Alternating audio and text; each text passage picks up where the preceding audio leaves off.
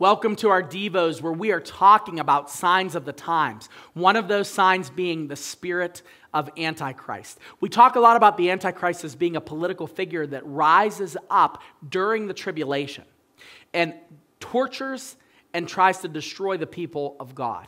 Well, the spirit of Antichrist is alive and well even right now.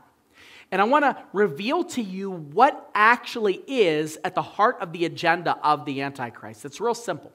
The Antichrist desires to be God. Desires to be God. He desires the worship associated with being God. He desires the power connected to being God. He desires the obedience that comes along with having followers of those that believe him to be God. And the spirit of Antichrist is very much in line with that. Look at what 2 Thessalonians chapter 2, verse 4. Now, we don't have time to get into all this. We talk about it a little bit in church. But there is a period, there is an event, I should say, that's a prophetic event known as the abomination of desolation. It's where the Antichrist, and again, without getting into all of this, declares himself in the temple. Most Bible scholars believe that this happens inside the temple. So the temple is not yet built as of right now as I'm speaking. The temple's not built. But when the temple, the Jewish temple, is reconstructed, the Antichrist is going to go into the temple, declare before all of the world and all of the followers of God, all of the nation of Israel that's assembled there, that he is God. This is the ultimate goal. And it says here in 2 Thessalonians chapter 2, verse 4, who opposes and exalts himself against every so-called God or object of worship, so that he takes his seat in the temple of God, proclaiming himself to be God. At the end of all of this discussion, the enemy, through the spirit of Antichrist, wants the adoration of God himself. It's the ultimate demonic, profane blasphemy.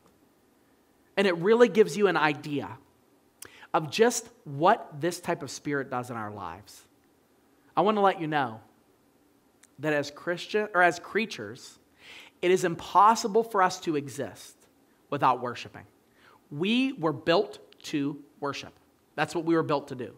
We were built to worship. We are always worshiping something.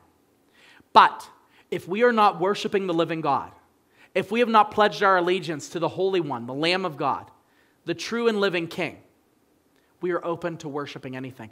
Any other thing can become God. And when we take God and remove him off of the throne of our lives, we are giving in to the spirit of Antichrist. We do that with idols all the time. This is why idolatry was such a big problem in the Old Testament. It's why idolatry is such a big problem now. When we put other things in God's place, we are giving in to the spirit of Antichrist.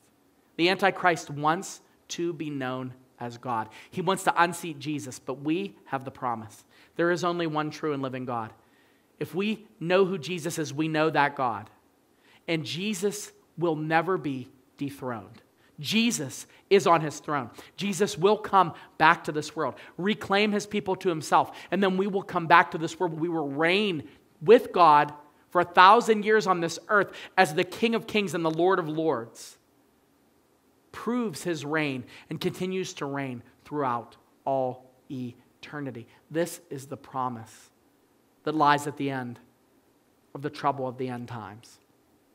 So how do we live? It's easier to live in victory when we know how the story ends. And folks, we know how the story ends. The spirit of Antichrist will be defeated.